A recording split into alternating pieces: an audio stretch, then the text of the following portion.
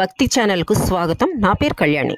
పైడివాడ నందీశ్వర స్వామి ఆలయంలో 3వ కార్తీక సోమవారాన్ని పురస్కరించుకొని విశేష పూజలు జరిగించారు. భారీ సంఖ్యలో తరలి వచ్చినటువంటి భక్తజనం. అలాగే మధ్యాహ్నం స్వామివారి ఆలయం దగ్గర భారీ అన్న సమారాధన కార్యక్రమాన్ని కూడా జరిగించారు.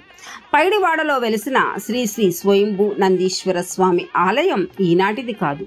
పాండవులు మాయాజూదంలో ఓడిపోయినప్పుడు అజ్ఞాతవాసం అరణ్యవాసం చేసినప్పుడు ఏర్పడిన ఈ శివలింగం ఈనాటికి కూడా వేల ఏళ్లు గడిచిన దేదీప్యమానంగా విరాజిల్లుతూ ఉండటం చెప్పుకోదగ్గ విషయం. గ్రామాలలో ఎంతో మంది పుడుతూ ఉంటారు, మరణిస్తూ ఉంటారు, ఆస్తులు అంతస్తులు సంపాదించుకొని చల్లగా జీవిస్తూ ఉంటారు. కానీ కొంతమంది మాత్రం తమ ఊరికి కానీ తమ ప్రాంతానికి కానీ మనం ఏం చేసామా ఏం చెయ్యాలా అనే దాని మీదే వారి మనస్సు అంతా ఆధారపడి ఉంటుంది. అటువంటి కోవకు చెందిన వారే పైడివాడ దాసరి నాగేష్, ఆదమ్మ దంపతులు. వీరికి 3 కుమారులు. ఈ 3 కుమారుల్లో చివరి కుమారుడైన దాసరి వెంకటరమణ సమాజంలో అందరిలాగే కాకుండా తాము జన్మించిన గ్రామానికి చరిత్రలో నిలిచిపోయే విధంగా ఏదో ఒక మంచి పని చేయాలనే సంకల్పంతో పురాతనమైన ఈ స్వయంభూ నాగేశ్వర స్వామి దేవాలయంలో తన వంతు సహాయాన్ని అందించి, అంతేకాకుండా గ్రామంలో తన దగ్గర ఉన్న ప్రతి ఒక్క అనుచరులని చేత సహాయం చేయించుకొని ఈరోజు ఈ నాగేశ్వర ఆలయాన్ని ఎంతో అతి సుందరంగా నిర్మించి ప్రతి సోమవారం ఆలయానికి సుదూర ప్రాంతాల నుంచి భక్తులు రావటం జరుగుతుంది.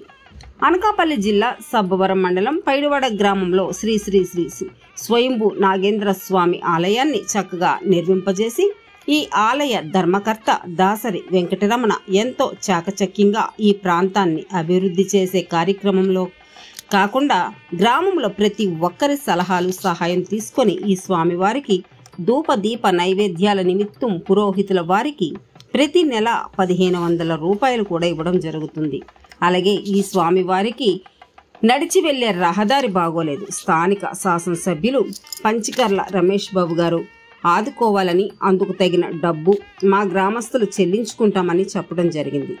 ఈ కార్యక్రమంలో ఆలయ ధర్మకర్త దాసరి వెంకటరమణ, వారి సోదరులు, వారి కుటుంబ సభ్యులు, మిత్ర బృందం, భక్తులు అందరూ పాల్గొని ఈరోజు ఈ స్వామివారికి జరుగుతున్న అన్న సమారాధన కార్యక్రమంలో పాల్గొని స్వామివారి కృపా కటాక్షాలు పొందుతామని, అందరినీ ఈ నందీశ్వర స్వామి చల్లగా చూడాలని ఆలయ ధర్మకర్త దాసరి వెంకటరమణ చెప్పడం జరిగింది. ఓం నమ శివాయ.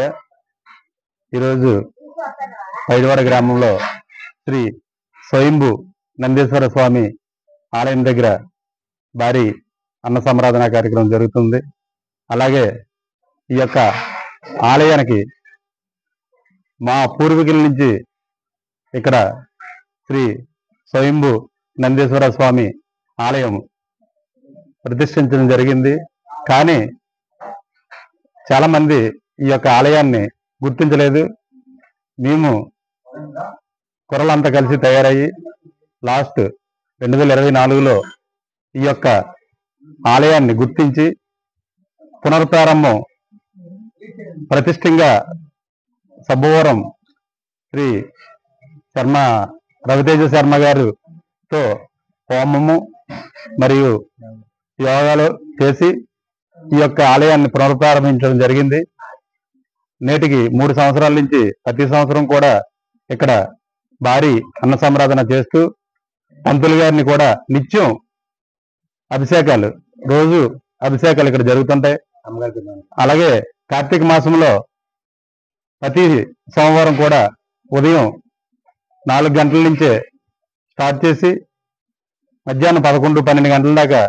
ఈ శివలింగాలు మన ప్రపంచంలో చాలా ఉన్నాయి. ఓకే, ఇదంతా తెలిసే.